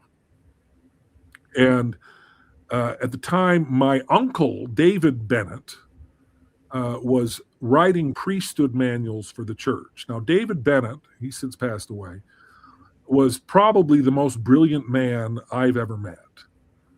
He got a PhD in philosophy and mathematics at the same time. And he wrote one thesis for both of them, and it was a philosophical treatise written entirely in mathematical symbols. And the only revisions he was asked to make to it were the philosophy department asking him to explain what the math symbols meant, and the math department having to explain what the philosophy was. But I mean, he was just an unbelievably brilliant man, and a kind man, just a lovely, lovely human being. And he was tasked with writing priesthood manuals for the church. And this is actually the beginning days of correlation, because before correlation, the Sunday school and the priesthood department and the Relief Society, these were all sort of separate churches, and they would have like fundraisers on, and they would have them on the same night. Was I going to go to the young women's fundraiser, or am I going to go to the priesthood, the elders quorum fundraiser? And so correlation was an attempt to rein all this in. And Harold B. Lee, as president of the Quorum of the 12, was the guy in charge of that. And in many ways, we're still sort of living in Harold B. Lee's church, because that correlation, that's what led to the 3-hour block. That's what led to a whole bunch of different things that are still very much a part. It's a 2-hour block now. But David's supervisor in the 12 was Richard L. Evans, the voice of music and the spoken word. Right. The last, I think, apostle to publicly wear a mustache while he was an apostle. Oh, I didn't realize that. Yeah, and Richard L. Evans would read David's stuff and say, David, this is brilliant. This is absolutely brilliant. I just love this. This is great. And then he'd take it to correlation, and he'd take it to Harold B. Lee, and Harold B. Lee would say, hate it, change it, rip. Harold B. Lee was the least diplomatic person. I mean, just very, very sort of type A personality. Just nope. And he'd come back with all of these things, and David would be like, well, wait a minute. Aren't you guys apostles? Don't you guys, I mean, how is it that you think that what I'm doing is great and he thinks it's terrible? And then Joseph Fielding Smith became president of the church, and David's like, Joseph Fielding Smith doesn't get any of this. I mean, how can he be president of the church? He's barely able to stand up. And, so they're going through all of this, and my father found himself he says he was in the lobby of the Hotel Utah with Harold B. Lee. And I'm not sure what the occasion was, but they knew each other. And this is long before my father was anybody. I mean, he wasn't a senator. He wasn't any big deal. He was just a guy in Harold B. Lee's ward. And Harold B. Lee says to him, hey, whatever happened to your brother David? And Dad tells him the story.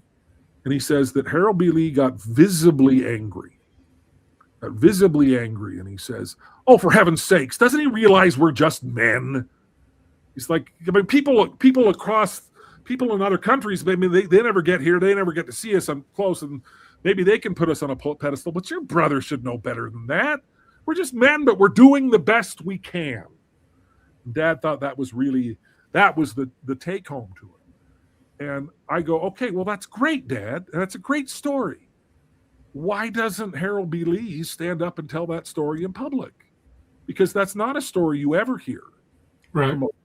But you do hear variations of that story when you talk to leaders one-on-one, because they're not going to tell you that they're infallible. They know just exactly how fallible they are. They know they're capable of screwing up. They know they're capable of making mistakes. And so one of these conversations with somebody, the reaction was, oh, geez, I mean, it would be devastating to so many members of the church, because so many members of the church have this faith in who we are, and that would tear it down. And my response to them was, well, but their faith is in something that isn't true. That's not a sustainable faith. If their faith is in your infallibility, then they're a faith crisis waiting to happen, because that's where faith crises come from. And it's not even just that they get something wrong. It's that they lose trust in the institution. When I mean, with my CES letter reply, for instance. One of the things Jeremy Runnels in the CES letter is just obsessed with, he mentions it 14 times, is the rock and the hat. And, Joseph Smith translated the Book of Mormon with a rock and the hat. And it wasn't just that the rock and the hat was a bad thing. It was, nobody ever told me about this stupid rock and the hat. How am I supposed to trust you if you're not willing to tell me the truth? And so it becomes a trust crisis more even than a faith crisis. Right. I can't trust this institution. And from my perspective, I think, okay, if Dallin Oaks were to stand up in conference and admit that the priesthood ban was absolutely a mistake, and we made a mistake, we shouldn't have done this, here's the reasons why we made the mistake, and we're very sorry and we apologize for it. There would be, in the short term, I think, a lot of people who would get very rattled by that, and probably a lot of them would leave the church. Long term, it would be the healthiest way for the church to build trust that I could possibly imagine. Because a church that trusts you enough to tell you the truth, even when it's a truth that makes them look bad, is a church you can trust in return. And a church that doesn't trust you to admit any kind of mistakes, it becomes very, very hard to trust. And that's where people fall out of the boat. So what we keep doing is just sort of kicking the can down the road. That eventually we just don't have a choice. Eventually we're going to be confronted with all of this in a way that we're not going to be able to. We've seen it happen. We've seen it happen with the Gospel Topics essays. We've seen it happen when the church finally admitted publicly that Joseph Smith was a polygamist, which is bizarre to me because I had known Joseph Smith was a polygamist most of my life, but I was raised in a family where we talked about stuff like that. Most people weren't. I just was like, have you read Section 132? You know, that's been in print for a long time. It's pretty clear Joseph Smith was a polygamist. But regardless, I mean, this is the thing, is that President Oaks very much thinks that admitting that, I mean, even though I think personally he recognizes that better than anybody, he thinks that admitting that publicly would destroy faith. And it probably would, but it would be destroying faith in something that isn't true. You know, eventually your faith, if your faith is going to be sustainable, it has to be rooted in the truth. I mean, Boyd K. Packer, I think, was probably the worst offender in this. I mean, some things that are true are not very useful. And, you know, so it's, we just don't have any other excuse. We don't have any other way to deal with it. So you mentioned that polygamy. I got a comment here from For Zion. Would be interested in Jim's take on the polygamy denier movement and the church action against them. It seems they are factually wrong, but action is taken against them. What do you think about that? Well, you know, we had Michelle Brady Stone on our podcast, who I think was sort of leading the charge on this. Mm-hmm. She was asked to take all of her stuff down, and she did, in order to prevent excommunication. And then we had, her name is escaping me. I'm embarrassed because we just had her on our podcast not long ago. Karen Hyatt? Yes, Karen Hyatt, thank you. Was just on, and she's like, oh, I'm not taking it down. I'm not backing down from it. And she was excommunicated. And as far as I know, she continues to go to church and continues to participate. From my perspective...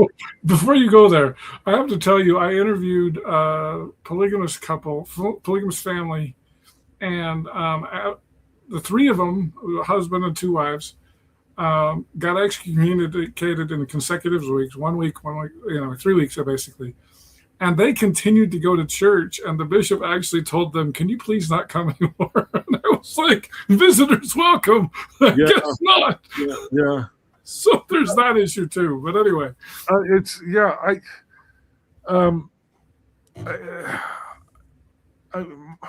My feeling on it is, I think they're factually wrong.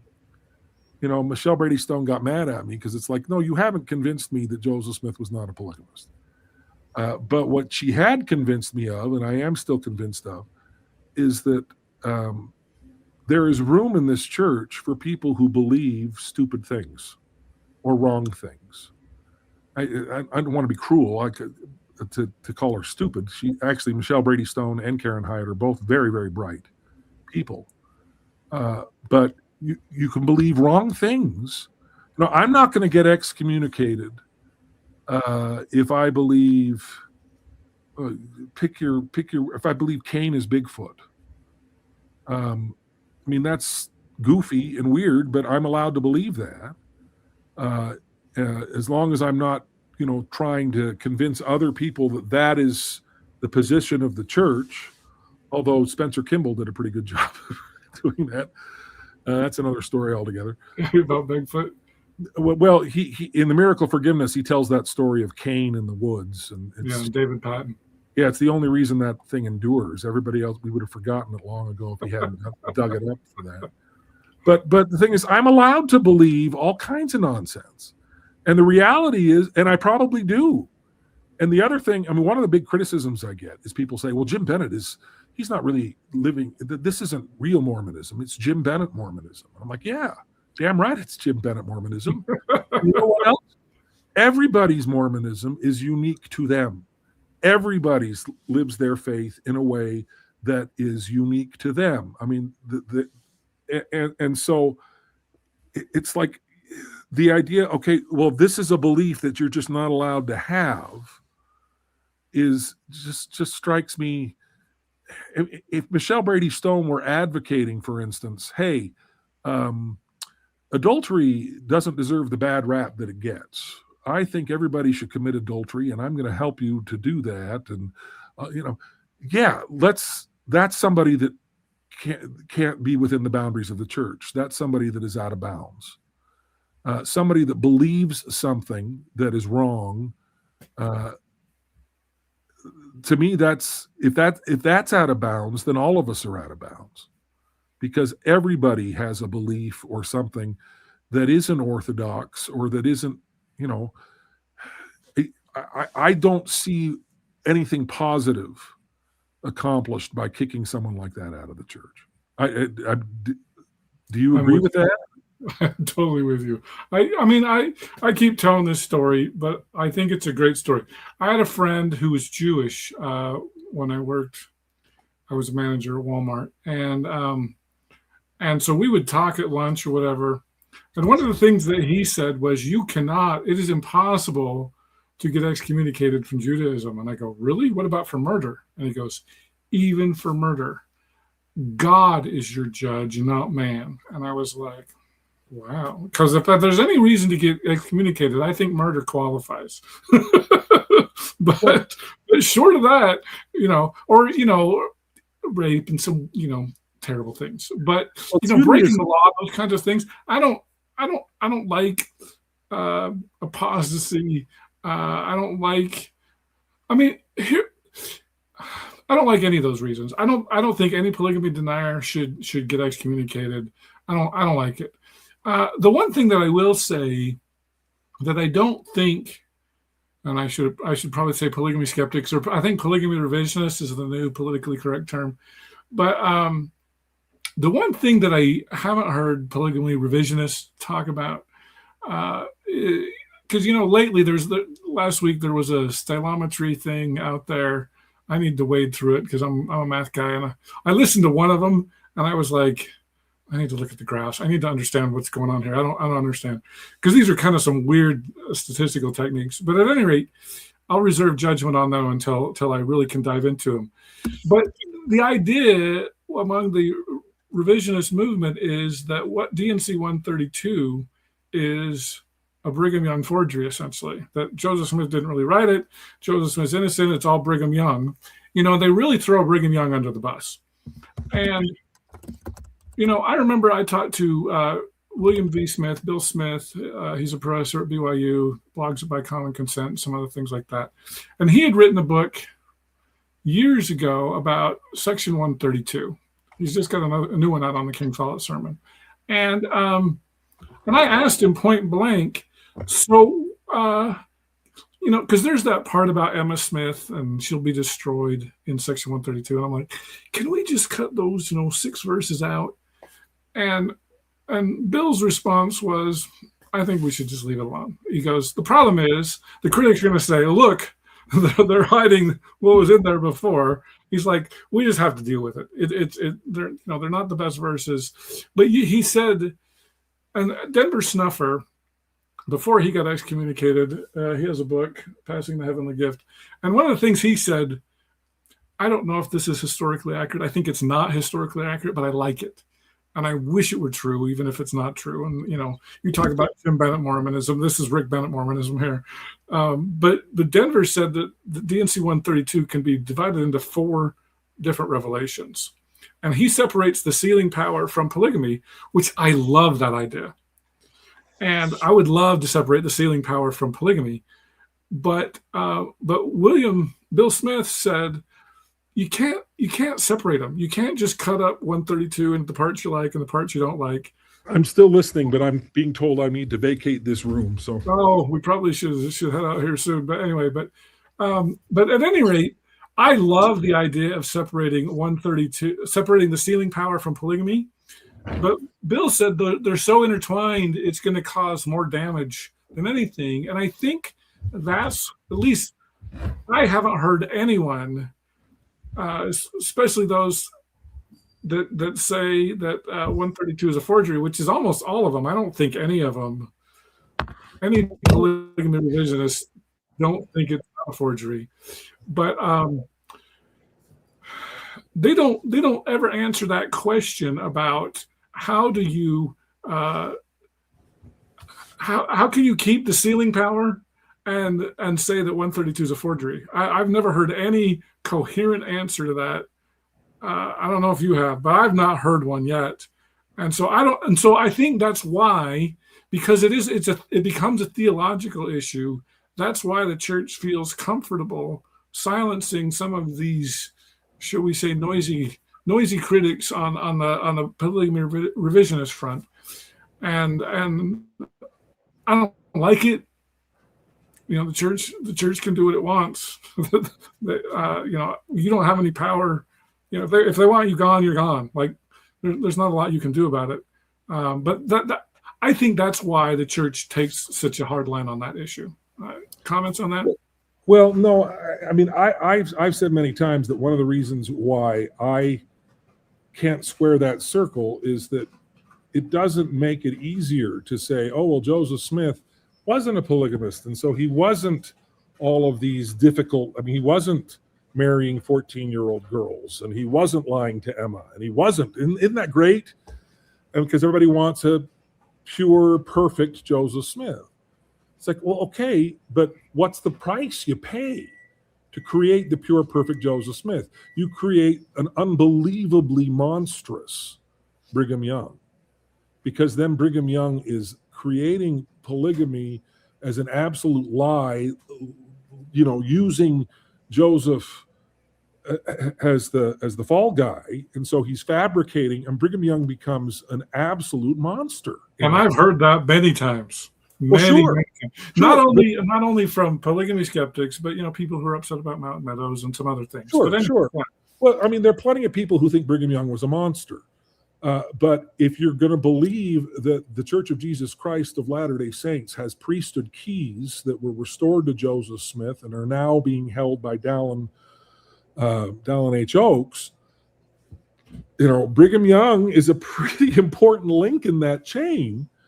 How do you get from there to here? I don't understand how people square that circle. Now, Karen Hyatt gave, I think, the best explanation I'd heard on that when she was talking about how, well, he was just a King Noah, and sometimes you have a King Noah, but the Lord's work still goes forward. I'm like, well, okay, if that's how you want to do it. But to me, it's like, if you can do that, if you can square that circle, then why don't we want you in this church? I would think we would absolutely want you in this church. If you're still able to say, I sustain Dallin H. Oaks as president of the church and a prophet, seer, and revelator, but I think Brigham Young was the worst, so what? To me, that's like, great. Well, I'm glad you're on board, glad you're here.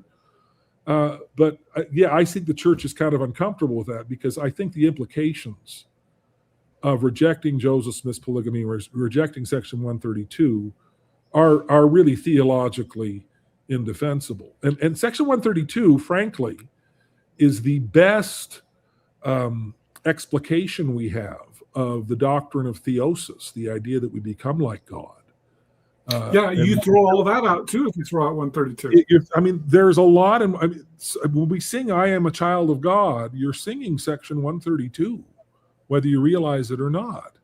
All of that comes as part of that, and the sealing power. But trying to sort of carve that out, again, if someone can do that and they still have faith and they're still going to show up and they're going to shovel snow, for the ward building, why do we want to turn those guys away? That doesn't make any sense to me at all. Yeah. I have one more comment here. I don't want to keep you too late, but this is off topic, but similar. Noel says, can one consider the book of Abraham non-historical and be accepted as a member? I think it depends on your bishop and your stake president. It doesn't actually, or it shouldn't. Yes, if you have a bishop or a stake president that wants to come after you and overstep their stewardship, then yeah, it could. There is not a single temple recommend question that asks you about the historicity of the Book of Abraham or the historicity of the Book of Mormon. And that goes for baptism too, if you were trying to be baptized. Nothing. That is not a question. And one of the things I love to quote Uncle Howard, who I mentioned before, not Uncle Howard Hunter, but Howard Anderson, president of the Los Angeles State. Whenever he would do a temple recommend interview, he would start, there's a script, and most people in those offices end up memorizing the script, whether they want to or not. I've been in 2 bishoprics. I didn't ever quite memorize the script, but I came pretty close. I didn't have to look down much to ask the questions. But he had his own little script right before, and he'd say, I want you to know that this interview is more about self-reflection on your part than it is about judgment on my part. And that has always stayed with me, because I think that's absolutely right. And so when people when I talk to people about temple recommend interview, and it's like, well, can I, what if I'm paying on my gross or not my net, or what if I'm paying only on my increase, or what if I, is green tea against the word of wisdom, and can I get? And I said, okay, here's the deal, guys. Here's the deal about your temple recommend interview. And I learned this sort of the hard way. When I was getting married, my wife's parents, we were up in Port Angeles, Washington. And so we had to get interviewed essentially like a temple recommend interview. And the guy conducting this interview was a stake president who had a reputation for being kind of a hardliner. And I went into this interview, and they asked all the questions. And one of the questions was, are you honest in all your dealings with your fellow men? They've since changed and softened that question somewhat, but that was the question at the time. And that was the one, when I've been in bishoprics, that was the one that everybody would like, well, I try. I can't be perfect on that, but I'm trying really hard. And so I start to do all of that and say, I'm trying, and to say I'm perfectly honest, I don't know that would be honest of me to say that. And he just sort of stared at me blankly. And then he said, I'll repeat the question. Are you honest in all your dealings with your fellow men? It's a yes or no question. And I went, okay. I mean, he didn't want to hear it. He wanted to hear the yes. It's like, can I proceed with the interview? Because I need a yes, otherwise we're done, and you're done. And so if I can't reconcile answering yes, I shouldn't go into the interview in the first place. So what I tell people is, look, if you're nuanced, I don't really like that word much, but because everybody's more nuanced than they realize. But if you're nuanced and you've got this says the worst time to explore that nuance is in a temple recommend interview. When you walk into the interview, you need to know, what the questions are. You need to know that you can answer them all appropriately and make that decision before you go in. Wrestle with all of your nuance before you go in. Because as somebody that's been on the other side of the table, as a bishopric counselor, it's like, I can't answer that question for you. I can't tell you if you're honest in all your dealings. You want me really to judge what's an appropriate full tithe? You want me to do that? How about you do that? How about you reflect on that and you make that decision, and you be accountable to the Lord for that decision? And if you're committing adultery and you want to go in and lie and say that you're living the law of chastity, well, the Lord's probably going to have some problems with that. But it's not. I'm not going to sit here and conduct an investigation into your. That's not what the temple recommend interview is for. So when people say, well, can I be a faithful member of the church and not believe in a historical book of Abraham or not believe? It's like, there isn't a question. There isn't even a question about those things. I don't know. I don't have any idea. what other members of my ward think about the Book of Abraham. Absolutely no clue. How many of them think it's? I'm sure the bishop doesn't know, and why should he? That's as long as you're keeping your covenants, as long as you're showing up, as long as you're participating, as long as you're pitching in. This is between you and the Lord. You don't worship the church. You are accountable to the Lord. You worship the Lord. And if you in good conscience want to continue to participate in the church and continue to go to the temple and continue to do all these other things, great, as far as I'm concerned. So. All right. Well, I was trying to keep this to an hour, and we're 2 hours in, so we probably better wrap it up. I have a big mouth, and I like to talk. I'm totally fine with it. I feel bad about taking all your time, but I really appreciate it. So a couple last comments here. Craig Newsom earlier said he did not see that in President Nelson. He agreed with Jesus. He also said he does not agree with excommunication. Pierre Spins, I am a child of God. I'm not sure I understand this. Section old DNC 101. That's the one that talked about that condemned polygamy. Yeah. But then I will also say that Craig Newsom, just as you finished your statement, said amen. So he totally agreed with you. Well, Craig Newsom was the one who said that he didn't see that in President Nelson.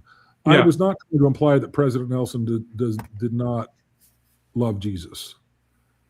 Again, when you accept fallibility, when you start talking about something you disagree with, there kind of is this sort of instinct to say, well, but I'm condemning everything about President Nelson. President Nelson's tenure as president of the church, I think, was remarkable in ways that were more significant than almost any other president of the church in my lifetime. We all expected this sort of doddering old man, and he came in with such vigor and did so many things to reform the church. And I've said this many times too. I consider President Nelson's peacemaker talk to be not just the best talk that President Nelson ever gave, but the best conference talk I have ever heard from anyone in my lifetime. So I'm not trying to denigrate President Nelson. I do think he had a weakness in that he enjoyed adulation a little more than I would have liked him to. But so what? Who cares? So. All right, and then one last thing here from Ultron Verse. Gotta ask Jim real quick if he remembers me, because he still follows me on Twitter. I recognize the name. I saw that, and I'm like, oh, who's Ultron? Does that sound familiar? Yeah, it sounds familiar. I mean, we haven't gone to lunch or anything, but I recognize the name. Yeah. You're still on Twitter? Because I just find Twitter a cesspool. I can't even. It is a cesspool. It is a cesspool. People think I follow them, and I'm like, I don't even get. Well, so I got off Twitter for a while. I had people. There were a couple accounts that were just awful, and one that I sort of struck a deal with. There's an account called the Exmo Cringe. They used to be just Exmo Cringe, but they were just talking about me on a daily basis and just trashing me. And then at one point they said, okay, they posted the number of the Tabernacle Choir. And they said, Jim Bennett does not belong in the Tabernacle Choir. Make sure you call the Tabernacle Choir and tell them that Jim Bennett needs to be kicked out. And I called the Tabernacle Choir. I know the woman who answers the phone. There's not a huge phone bank. There's a few people at the front desk, but this is a woman that served in the choir with me, and she you're not allowed to work for the choir and serve in the choir at the same time. So she's had to step down, but she's young enough that I think that she's going to go back into the choir at some other point. Anyway, I call and I say, Allison, has anybody called to ask me to get me kicked out of the choir? And she goes, What are you talking about? No, nobody's called. Why?